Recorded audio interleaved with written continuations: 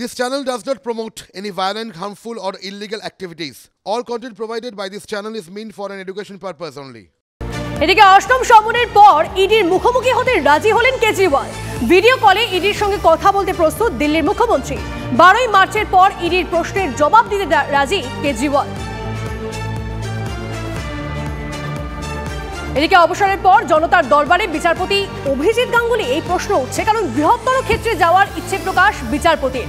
রাজনীতির মঞ্চে থেকেই অসহায় মানুষের পাশে থাকা যায়, এই ইঙ্গিতপূর্ণ মন্তব্য বিচারপতির। সোমা আমাদের প্রতিনিধি আমাদের সঙ্গে রয়েছেন, সরাসরি সোমার সঙ্গে কথা বলবো। সোমা, ইঙ্গিতপূর্ণ মন্তব্য যে রাজনীতির মঞ্চে থেকে অসহায় মানুষের পাশে থাকা যায়, এমনটা মন্তব্য করেছেন তিনি। তাহলে কি এবার এটা স্পষ্ট হয়ে যাচ্ছে যে তাহলে রাজনীতির মঞ্চে নতুনভাবে দেখা যেতে চলেছে বিচারপতি গঙ্গোপাধ্যায়কে? হ্যাঁ, দেখো, বিচারপতি গঙ্গোপাধ্যায়কে এবার কি রাজনৈতিক মঞ্চে দেখা যাবে, এই প্রশ্নটাই কিন্তু এখন বড় হয়ে দেখা দিয়েছে এবং কৌতূহলী মানুষের কাছে কিন্তু এই প্রশ্নটাই রয়েছে। কারণ আমরা দেখলাম গতকালই কিন্তু বিচারক অভিজিৎ গঙ্গোপাধ্যায় তিনি কিন্তু জানিয়ে দিয়েছেন যে আগামীকাল তিনি পদত্যাগ করবেন বা ইস্তফা দেবেন। তারপরে তিনি যে ইঙ্গিতপূর্ণ মন্তব্যটা করেছেন যে বৃহত্তর স্বার্থে তিনি কাজ করতে চান এবং রাজনীতিতে থেকেই কিন্তু মানুষের জন্য কাজ করা যায়। অর্থাৎ এতদিন ধরে তিনি যে বিচারকের পদে ছিলেন সেখানে থেকে বৃহত্তর স্বার্থে মানুষের জন্য কাজ করাটা কিছুটা অসম্ভবই। তার জন্য রাজনীতিতে থেকে বৃহত্তর মানুষের জন্য কাজ করা যায়, এই ইঙ্গিতপূর্ণ মন্তব্যটা তিনি করার পরে কিন্তু বিভিন্ন মহল থেকে যে প্রশ্নটা বড় হয়ে দেখা দিয়েছে, কারণ সামনে লোকসভা নির্বাচন। এই লোকসভা নির্বাচনে তিনি কি কোনো রাজনৈতিক দলের প্রার্থী হয়ে দাঁড়াচ্ছেন, এই প্রশ্নটাই কিন্তু এখন বড় হয়ে দেখা দিয়েছে।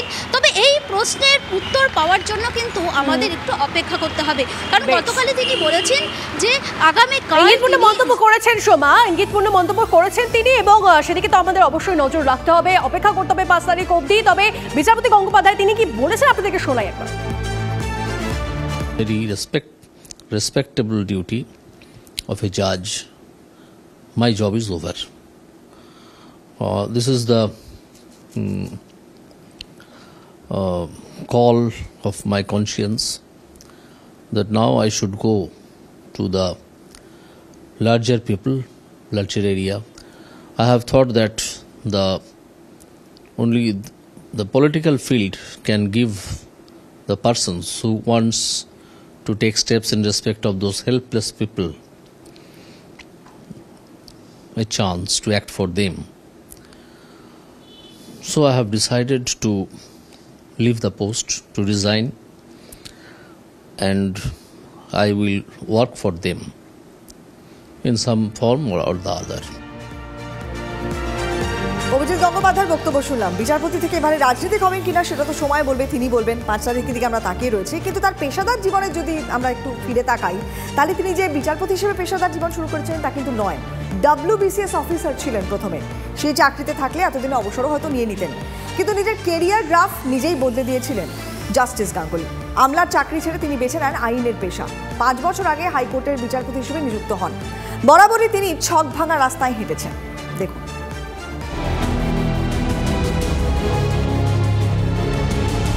2022-এর আগেও তার নাম খুব বেশি জানত না আম বাঙালি, কিন্তু শিক্ষক নিয়োগ দুর্নীতি মামলার সৌজন্যে গত 2 বছরে বাংলার অন্যতম আলোচিত নাম হয়ে ওঠেন বিচারপতি অভিজিৎ গঙ্গোপাধ্যায়। মন্ত্রীকন্যার চাকরি খাওয়া থেকে মন্ত্রীকে জেলে ভরা তাঁর নানা ইনিংসের সাক্ষী থেকেছে বাংলা। বরাবরই ছক ভাঙা রাস্তায় হেঁটেছেন জাস্টিস গাঙ্গুলি। সরকারি চাকরি দিয়ে পেশাদার জীবন শুরু, ছিলেন WBCS অফিসার। মন না টেকায় সেই চাকরি ছেড়ে আইন পড়া শুরু করেন। পরবর্তীতে টানা 10 বছর স্কুল সার্ভিস কমিশনে আইনজীবী হিসেবে কাজ। 2018-র মে মাসে কলকাতা হাইকোর্টে অতিরিক্ত বিচারপতি হিসেবে নিযুক্ত হন অভিজিৎ গঙ্গোপাধ্যায়। 2020 সালের 30শে জুলাই হাইকোর্টে স্থায়ী বিচারপতি হিসেবে কাজ শুরু করেন তিনি। ঠিক এর 1 বছরের মাথায় 2021-এর সেপ্টেম্বরে শিক্ষক নিয়োগ দুর্নীতি মামলায় প্রথম CBI তদন্তের নির্দেশ দেন জাস্টিস গাঙ্গুলি। এরপর সময় যত গড়িয়েছে তার একের পর এক নির্দেশে নড়ে চড়ে বসে 2 কেন্দ্রীয় তদন্তকারী সংস্থা ইডি এবং CBI। ঘুম ছোটে শিক্ষাকর্তাদের, চাকরি খোয়াতে হয় শিক্ষা প্রতিমন্ত্রী পরেশ অধিকারীর মেয়ে অঙ্কিতা অধিকারীকে। প্রাক্তন শিক্ষামন্ত্রী পার্থ চট্টোপাধ্যায় বা মানিক ভট্টাচার্য, কল্যাণময় ঘোষ, সুবীরেশ ভট্টাচার্যর মতো শিক্ষাকর্তাদের গ্রেফতারি জাস্টিস গাঙ্গুলির নির্দেশেরই ফল। গত 2 বছরে অনেকের কাছেই মসিহা হয়ে ওঠেন বিচারপতি অভিজিৎ গঙ্গোপাধ্যায়। বেহালাতে বাংলার গর্ব বিচারপতি বলে নাগরিক বৃন্দের তরফে তার নামে হোর্ডিং পর্যন্ত লাগিয়ে দেওয়া হয়। দমদমের দুর্গাপুজোয় ফ্লেক্স ছাপিয়ে লেখা হয়, পশ্চিমবঙ্গের শিক্ষা ব্যবস্থাকে দুর্নীতিমুক্ত করে উচ্চশিক্ষার মান বজায় রাখার জন্য সম্মানিত বিচারপতি অভিজিৎ গঙ্গোপাধ্যায়কে জানাই বিনম্র শ্রদ্ধা ও অভিনন্দন। মামলাকারী চাকরি প্রার্থীদের অনেকেই তাকে ভগবান জ্ঞান করতে থাকেন, কেউ কেউ তাকে বাংলার বাঘ বলেও আখ্যা দেন। মাননীয় বিচারপতি অভিজিৎ গঙ্গোপাধ্যায়ের ইন্টারভেনশন মানে ওনার আশা এবং আমাদের বঞ্চিতদের ক্ষেত্রে ওনার যে ভূমিকা অবদান, এগুলো এই ঋণ আমরা কোনোদিনই শোধ করতে পারবো না। উনি ভগবানের দূত আমাদের কাছে। উনি আমাদের কাছে ঈশ্বরের অবতার। ঈশ্বরকে তো জীবিত রূপে কোনোদিন দেখিনি, শুনেছি মানুষের মধ্যে ঈশ্বরের অধিষ্ঠান। আমাদের কাছে জাস্টিস গাঙ্গুলি হচ্ছে ঈশ্বর। তবে জাস্টিস গাঙ্গুলির যাত্রাপথ যে পুরোটাই গোলাপ বিছানো ছিল তা নয়। শুরুর দিকে নিয়োগ দুর্নীতি মামলায় ডিভিশন বেঞ্চের পদক্ষেপে বাধা পেতে হয় তাঁকে। ডিভিশন বেঞ্চের বিরুদ্ধে কেন মুখ খুলেছেন সেই প্রশ্ন তুলে বিচারপতি গঙ্গোপাধ্যায়ের এজলাস বয়কটের পথে হেঁটেছিলেন তৃণমূলপন্থী আইনজীবীরা। এ নিয়ে দেশের প্রধান বিচারপতির হস্তক্ষেপ চেয়ে চিঠিও লিখতে হয়েছিল অভিজিৎ গাঙ্গুলিকে। এখানেই শেষ নয়, নিয়োগ দুর্নীতি নিয়ে তার একাধিক নির্দেশে স্থগিতাদেশ চেয়ে সুপ্রিম কোর্টে মামলাও হয়। বেশ কিছু নির্দেশে স্থগিতাদেশও দেয় শীর্ষ আদালত। একাধিক রায় এবং পর্যবেক্ষণের কারণে কিছু মানুষের চোখের বালি হয়ে ওঠেন তিনি। কেউ যদি তার উইশ লিস্ট অনুযায়ী পর্যবেক্ষণ বলে বলে অরণ্যদেব সাজেন, তাহলে সেটা খুব দুঃখের।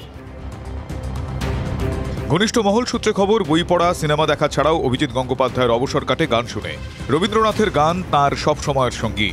একবার এক মামলায় ভরা এজলাসে রবীন্দ্রনাথের দুঃসময় কবিতা থেকে তিনি পাঠ করেছিলেন, এখনই অন্ধ বন্ধ করোনা পাখা।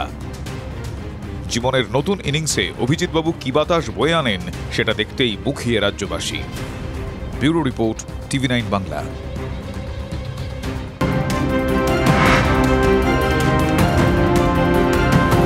এদিকে পশ্চিমবঙ্গে জোট নিয়ে এখনো কোনো সিদ্ধান্ত জানাননি কংগ্রেসের সর্বভারতীয় নেতৃত্ব, তাই সেভাবে ভোটে লড়াই করার প্রস্তুতিও নিতে পারছে না প্রদেশ কংগ্রেস। গতকাল বিধানভবনে AICC নেতৃত্বের কাছে দলের স্পষ্ট অবস্থান জানতে চাইল প্রদেশ কংগ্রেস।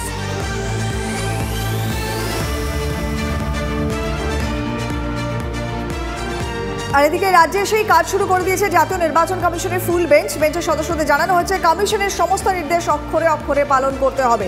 কথা বলবো ডিটেলস নিয়ে। সুপ্রিয় গুহ সরাসরি আমাদের সঙ্গে রয়েছেন। সুপ্রিয়, আজকে রাজ্যের স্বীকৃত 8টি রাজনৈতিক দলের সঙ্গে নির্বাচন কমিশনের সদস্যদের বৈঠক রয়েছে, সেখানে ডেফিনেটলি তার গুরুত্বপূর্ণ বিষয় নিয়ে আলোচনা করবেন। এছাড়া তারা যে পাখির চোখ করছেন এবারের নির্বাচনে এই রাজ্যে, সেটা স্পষ্ট। এখনো দিনক্ষণ ঘোষণা হয়নি, ফুল বেঞ্চ অলরেডি আমাদের রাজ্যে। কিভাবে চলছে গোটা প্রক্রিয়াটা? তুমি যেমনটা বললে যে লোকসভা নির্বাচনের দিনক্ষণ ঘোষণা হওয়ার আগে আজকের এই যে জাতীয় নির্বাচন কমিশনের ফুল বেঞ্চের যে বৈঠক, এই বৈঠক কিন্তু অত্যন্ত তাৎপর্যপূর্ণ, তা বলার অপেক্ষা রাখে না।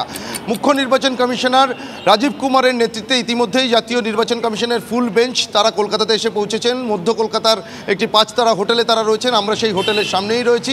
আর কিছু সময় পর থেকেই কিন্তু রাজ্যের যে স্বীকৃত 8টি রাজনৈতিক দল রয়েছে, সেই রাজনৈতিক দলের প্রতিনিধিদের সঙ্গে এই জাতীয় নির্বাচন কমিশনের ফুল বেঞ্চ রাজীব কুমারের নেতৃত্বে তারা বৈঠক করবেন। এবং সেক্ষেত্রে প্রত্যেকটি রাজনৈতিক দলকে 15 মিনিট করে সময় বেঁধে দেওয়া হয়েছে। এবং ইতিমধ্যেই আম আদমি পার্টির যারা প্রতিনিধিরা তারা এই 5 তারা হোটেলে এসে পৌঁছে গেছেন। 9:30 থেকে তাদের সঙ্গে বৈঠক শুরু হবে, 15 মিনিটের জন্য তাদের সঙ্গে বৈঠক। এবং এই বৈঠকের মধ্যে দিয়ে প্রত্যেকটি রাজনৈতিক দলের কাছে তাদের যে অভিযোগগুলো রয়েছে বা তাদের যা বক্তব্য সেগুলো শোনা হবে। এবং তার পরবর্তীতে সকাল 11:30 থেকে শুরু হবে কিন্তু আরও একটা গুরুত্বপূর্ণ বৈঠক। এবং সেই বৈঠকে মূলত রাজ্যের প্রত্যেকটি জেলার পুলিশ সুপার থেকে শুরু করে জেলা শাসক যারা রয়েছেন তাদের। বেশ সুপ্রিয়, অনেক ধন্যবাদ, নজর থাকবে আমাদের।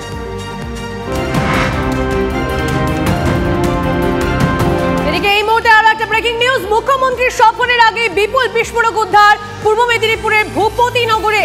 মিলেছে 17 কেজি বিস্ফোরক। তাছাড়াও কয়েক বস্তা বোমা তৈরির সরঞ্জাম উদ্ধার হয়েছে। ধান জমিতে বিপুল বিস্ফোরক রাখা ছিল। উদ্ধার হওয়া বারুদ থেকে কয়েকশো বোমা তৈরি করা যেত আশঙ্কা পুলিশের। গত বছরে ভূপতিনগরে বিস্ফোরণে মৃত্যু হয় 3 তৃণমূল কর্মীর।